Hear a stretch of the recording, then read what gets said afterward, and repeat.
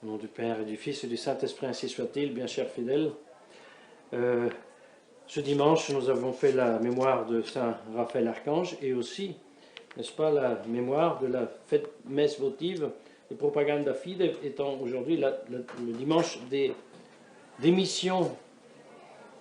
Eh bien, en ce dimanche des missions, nous avons eu l'occasion de nous rappeler que la force, le courage, l'énergie que nous devons avoir pour résister à cette actuelle, nous devons et pouvons bien l'appeler dictature, tyrannie.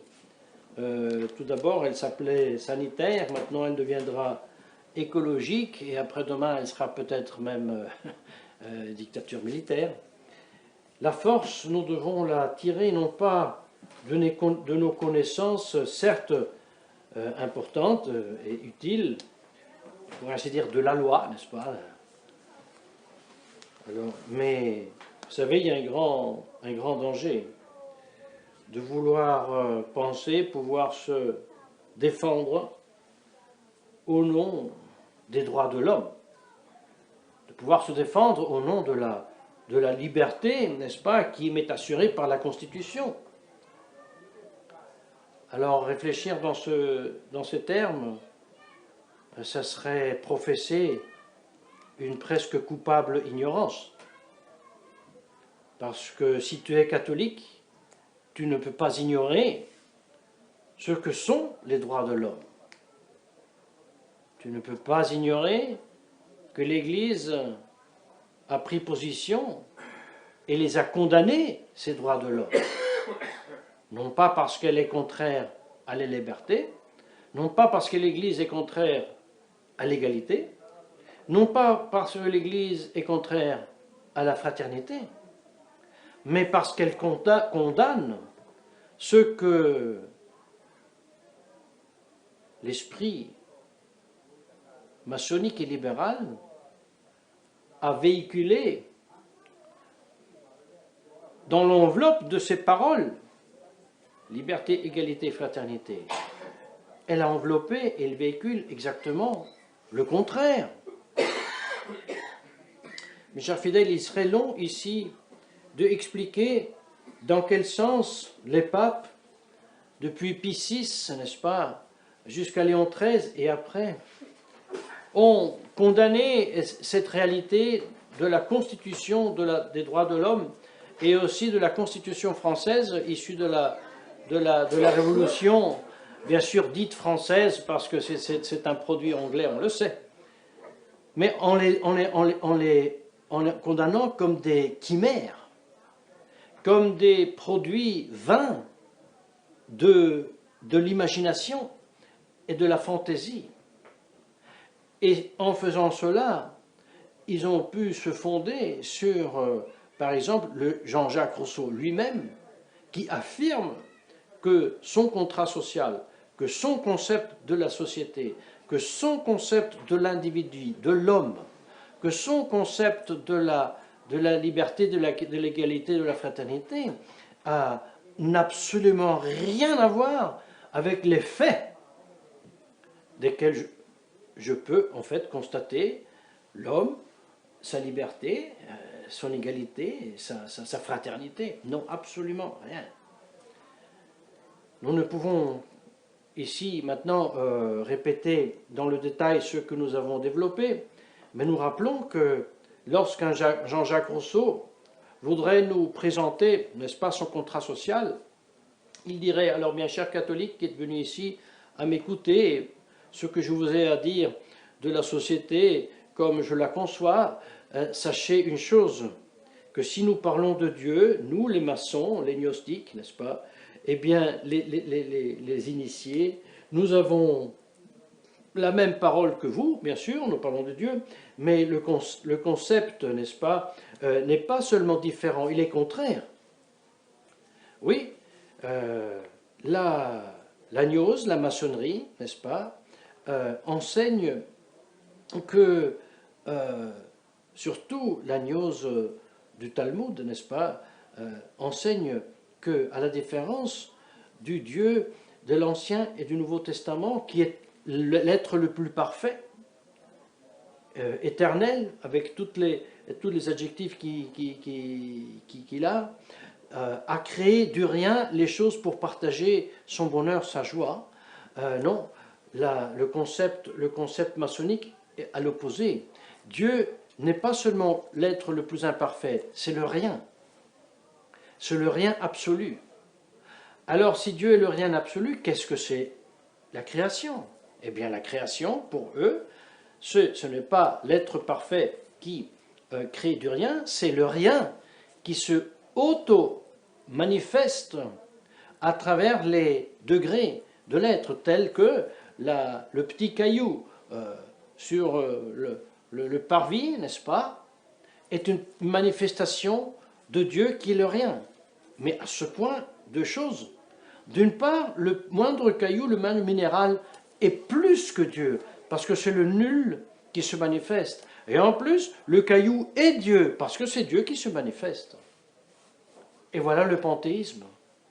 Et voilà pourquoi, pour Jean-Jacques Rousseau, la société, comme réalité, n'est-ce pas, au fin de l'échelle de tous les degrés de l'être, la plante, l'animal, l'homme, n'est-ce pas, la société, est aussi une manifestation du rien, mais comment? Non pas créée selon d'un Dieu parfait et qui a créé la société en tant qu'être naturel, non, la société est une automanifestation du rien qui passe à travers les individus qui, par leur choix, leur volonté, ont décidé de se mettre ensemble.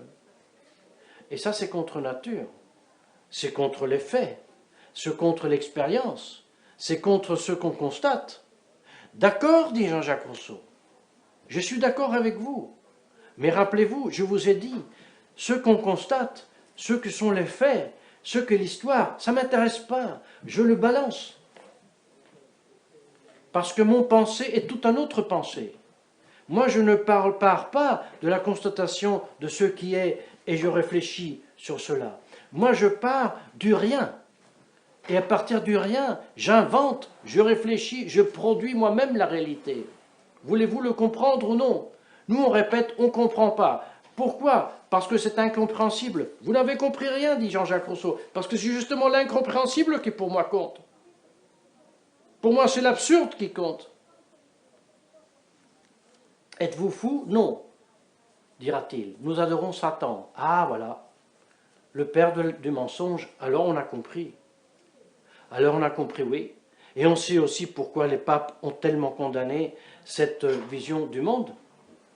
Et maintenant nous comprendrons aussi pourquoi aujourd'hui nous n'avons à faire non pas avec des gens, des bons gens, comme pouvait être aussi un empereur Tibère avec tous ses défauts, mais c'était un être naturel, normal, historique, qui était héritier d'un empire qui s'est créé de façon naturelle par les faits, n'est-ce pas?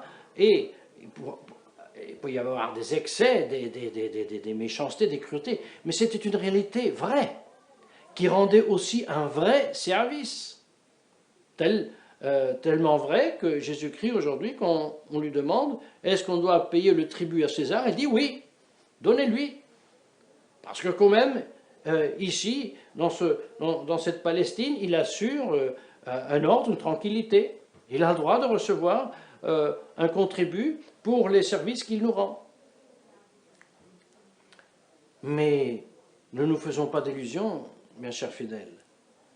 Les soi-disant démocraties que nous vivons aujourd'hui n'ont rien à voir avec l'ordre naturel. Ce sont des créations contre nature, chimériques et en dernière analyse, inspirées par Satan. Et derrière les belles paroles de laïcité, de neutralité, de liberté, d'égalité, se cache la horrible figure de Satan que ces initiés vont adorer pour obtenir le pouvoir, n'est-ce pas?